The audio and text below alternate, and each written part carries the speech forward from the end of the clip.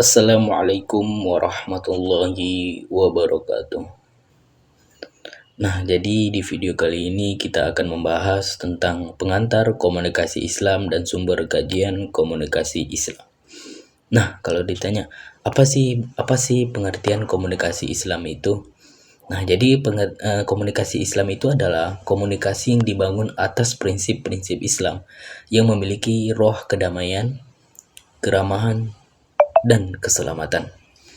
Berdasarkan informasi dari Al-Quran dan As-Sunnah, ditemukannya bahwasannya komunikasi Islam adalah komunikasi yang berupaya untuk membangun hubungan dengan diri sendiri, dengan Sang Pencipta, serta dengan sesama untuk menghadirkan kedamaian, keramahan, dan keselamatan. Dan lingkungan dengan cara tunduk dengan perintah Allah dan Rasul-Nya. Nah, adapun objek kajian ilmu komunikasi Islam ini terdiri dari 3 paket kajian yang tidak bisa kita pisahkan antara satu dan dengan lainnya. Nah, ketiga paket kajian itu yang pertama ialah komunikasi manusia dengan Allah, komunikasi manusia dengan diri sendiri, dan komunikasi manusia dengan yang lainnya. Nah, jadi 3 bentuk komunikasi ini merupakan warisan dan ajaran agama secara universal. Adapun tujuan dan manfaat komunikasi Islam itu yang pertama, komunikasi Islam ini dapat dikategorikan beberapa upaya dan tindakan. Yang pertama, membuat manusia meyakini bahwa tiada Tuhan selain Allah dan bersaksi bahwasanya Muhammad adalah utusan Allah. Tunduk kepadanya, mendekatkan diri kepadanya, dan introspeksi terhadap apa yang telah diperbuatnya. Kedua, berupaya mengubah perilaku komunikasi atau mad'u agar bersedia menerima ajaran Islam dan mengamalkan dalam kehidupan sehari-hari sehingga memperoleh kebahagiaan di dunia dan akhirat. Itu yang ketiga, menjadikan manusia memperoleh hidayah, tumbuh kecintaan pada kebaikan, menjauhkan diri dari kebatilan, dan mengeluarkan manusia dari kegelapan menuju cahaya yang terang benderang. Yang keempat itu terbentuknya masyarakat Islam dengan predikat umat terbaik atau bisa disebut khairul ummah, yaitu masyarakat Islam yang benar secara akidah, baik secara akhlak, kuat secara politik, ekonomi, dan kultural, sehingga kepemimpinan dunia atau qidayah al-basyirah dapat dipegang dan berada di tangan mereka. Itu yang terakhir, mengupaya terlaksananya ajaran Islam secara keseluruhan dengan cara yang benar berdasarkan keimanan dan ketakwaan kepada Allah, sehingga dapat diwujudkan masyarakat yang menjunjung tinggi kehidupan yang humanis dengan merealisasikan ajaran Islam secara totalitas. Nah, dalam menafsirkan ayat ini, Syahid Al-Qutub berpendapat bahwasanya tujuan komunikasi Islam adalah mewujudkan orang-orang yang mukmin, yang berserah diri kepada Allah dalam segala aspek kehidupan mereka dengan keseluruhan jiwa dan amal mereka, baik yang kecil maupun yang besar.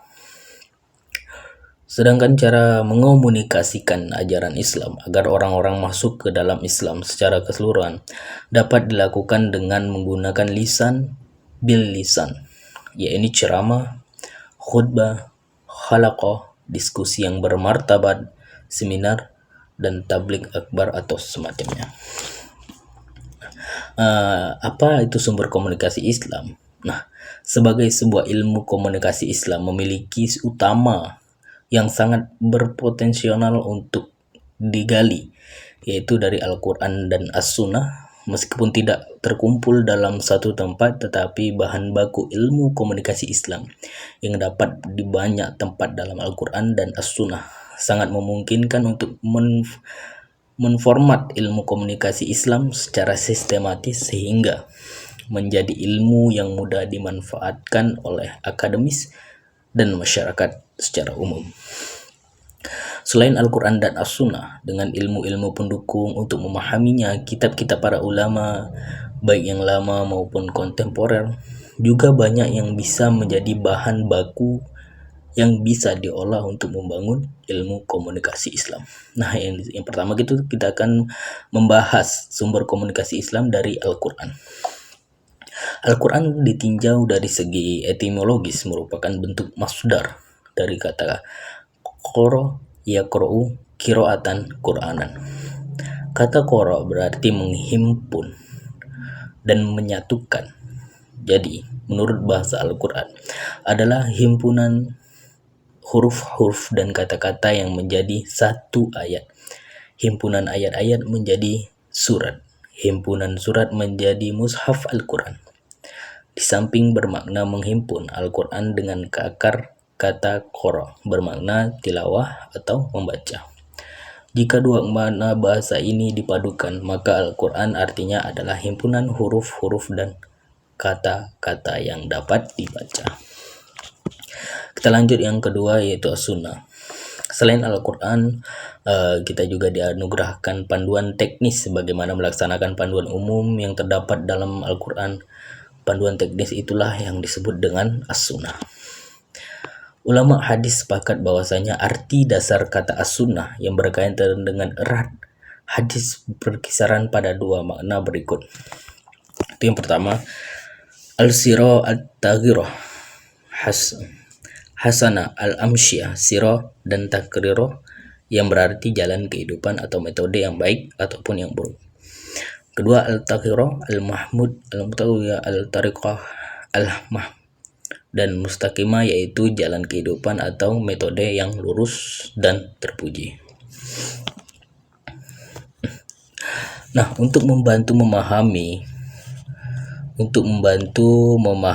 dan kualitas hadis, kita juga harus merujuk kepada para pakar di bidang medis, di bidang hadis. Di antaranya kitab yang paling sering dijadikan dalam bidang hadis yaitu yang pertama Sahih Al-Bukhari, Sahih Muslim, Sunan Abu Daud, Sunan An-Nasai, Sunan Tirmizi, dan yang terakhir adalah Sunan Ibnu Majah.